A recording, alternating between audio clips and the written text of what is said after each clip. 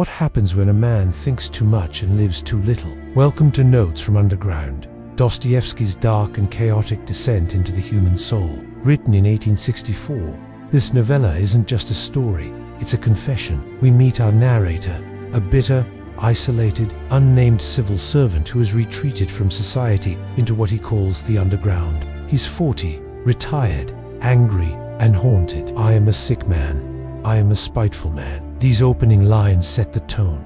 We are trapped inside the thoughts of someone who overthinks everything, who hates the world, and most of all, hates himself. He's not a hero.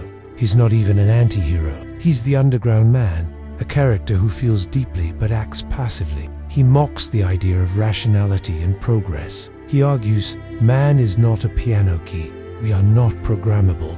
We are chaotic.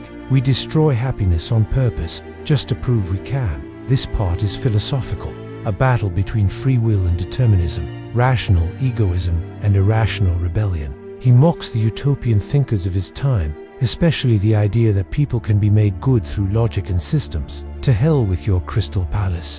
The underground man despises anything perfect. He says humans would rather smash something beautiful than be told what's good for them, because deep down, we're irrational, vengeful, and proud. That's what makes us human. Now the monologue becomes a story, a flashback to his younger self. He's a lonely clerk in St. Petersburg, humiliated daily by colleagues and obsessed with people who ignore him. He fantasizes about asserting his importance, but never does. He stalks an officer, trying to bump into him as revenge. He even rehearses an insult in front of a mirror for hours, but when the moment comes, he freezes.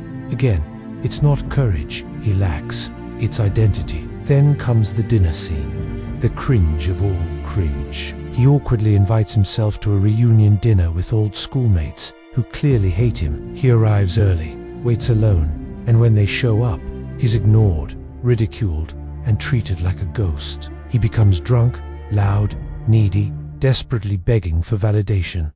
This is not a villain. It's a man collapsing under his own consciousness.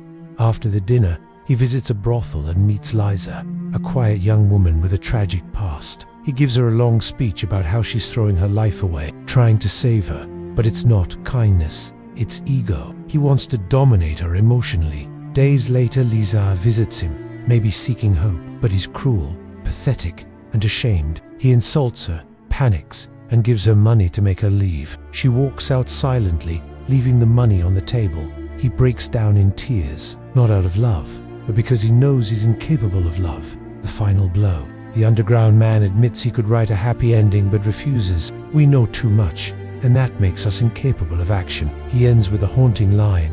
They say it's possible to write a novel with a hero. But where will I get that hero from? We are all too conscious. Notes from Underground is not just literature. It's a psychological MRI of the modern mind. It's a warning. Overthinking can paralyze. Self-awareness, without action, becomes its own kind of prison. This is Dostoevsky showing us the raw truth that sometimes we are our own worst enemy, and we know it. If you found this as haunting and fascinating as I did, hit like and subscribe. Dostoevsky doesn't write to comfort you, he writes to confront you. Drop a comment below. Do you relate to the underground man? Even a little?